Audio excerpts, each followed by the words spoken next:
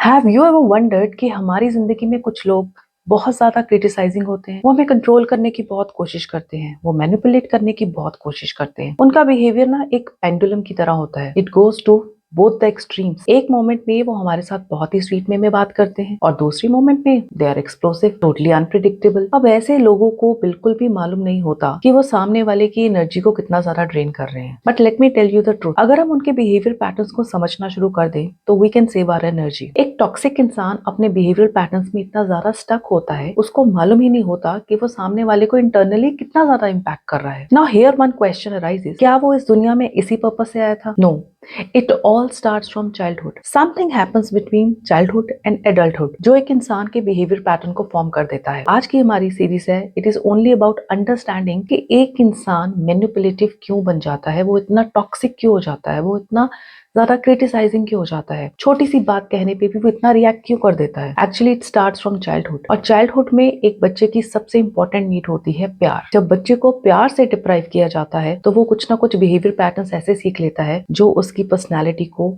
Round up कर देता है, जो शायद सारी जिंदगी ठीक नहीं होता जब तक इंसान खुद ना चाहे कि वो उसको ठीक करना चाहता है। जब एक बच्चे को बचपन में प्यार की बजाय बहुत ज्यादा स्ट्रिक्ट वे में डील किया जाता है, उसे मारा जाता है क्योंकि पेरेंट अपने ही किसी इमोशनल डिस्टर्बेंस में होता है, उससे वो केयर नहीं दी जाती, उसका कंपैरिजन किया जाता है दूसरे बच्चों के साथ। कई बार सिबलिंग राइवलरी भी इसका बहुत बड़ा इश्यू होता है और पेरेंट्स इस चीज को बहुत एक्टफुली डील नहीं कर पाते, जिसकी वजह से एक बच्चा अपने आप को बहुत ज्यादा डिप्राइव फील करता है। अगर बच्चा डिस्टर्ब्ड है तो पेरेंट उसको अटेंड करने की बजाय इग्नोर करता है क्योंकि उनको लगता है बच्चा अपने आप सीख जाएगा। धीरे धीरे धीरे जब बच्चा अपनी लाइफ में ये एक्सपीरियंसेस लेता है तो वो कुछ ना कुछ सीखना शुरू कर देता है। क्या सीखता है? या तो वो रिवोल्ट करेगा, या वो दिन भर रोएगा, या वो अपने काम में इंटरेस्ट लेना बंद कर देगा, या वो अपनी स्टडीज में इंटरेस्ट लेना बंद कर देगा। ग्रेजुअली जब वो अपनी एडोलेसेंट एज में पहुंचता है तो वो बिहेवियर पैटर्न्स उसके अंदर धीरे धीरे स्ट्रॉन्ग होने शुरू हो जाते हैं, और जब एडल्टहुड स्टार्ट होता है तो वो एक फुल फ्लेजेड एडल्ट बन जाता है। Now think about the people who are quite toxic in your life. वो जैसे भी हैं वो अपने बचपन की वजह से हैं।